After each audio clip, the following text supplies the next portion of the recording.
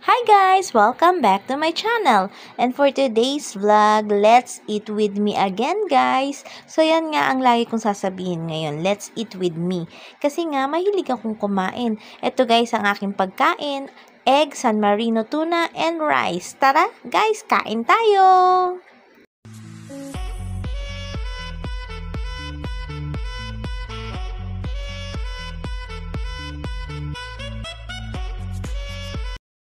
So guys, samahan niyo ako. Ito ang aking breakfast for today. Egg, San Marino at rice.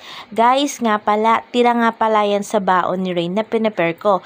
Don't forget the coffee. Alam niyo naman guys, nabubuo ang aking araw kapag umiinom ako ng coffee. At syempre, don't forget the water. Kailangan talaga natin na lagi may water ngayon para hindi tayo na-dehydrate. So, ayan guys, kain tayo. Actually guys, maaga talaga ako nagigising para i-prepare ang baon ni Rain.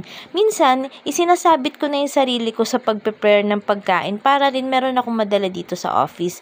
Maaga rin kasi akong napasok guys para at least makapag-breakfast muna ako bago ako makapag-start ng work. Guys, ang breakfast nga pala for me ay isa sa pinaka-importanting meal of the day or pinaka-importanting meal of the day.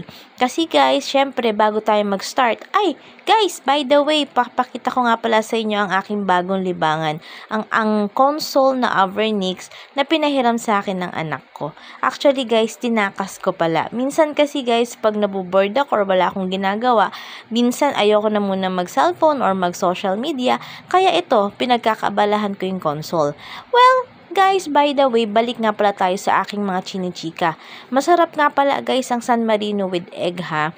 At yung San Marino guys, inano ko yun, ininit ko siya sa pamamagitan ng konting-konting mantika.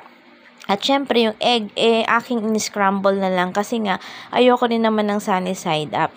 Actually guys, sa egg, gustong-gusto ko ang well done.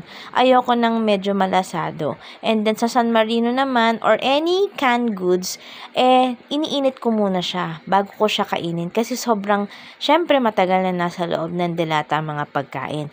So ayan guys, hindi ko naman sinasabing healthy ang aking kinakain or mga kinakain, pero at least guys, nabubusog talaga ako. Sa coffee naman, favorite ko yung Nestle 3-in-1 na creamy.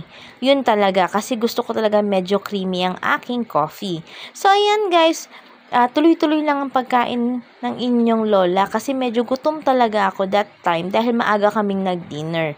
Ayan guys. Actually, onti lang yan. Kasi most of the food na pinaprepare ko sa umaga, talaga naman pinapabaon ko kay Rain. Minsan nga guys, gumagawa na rin ako ng bento para naman mas gaganahang ubusin ni Rain ang kanyang pagkain. Ako guys, okay na ako sa ganito. As long as may rice, talagang rice person ako eh. So ayan guys, samahan niyo pa ulit ako sa mga kakainin ko sa next few days. Bye-bye!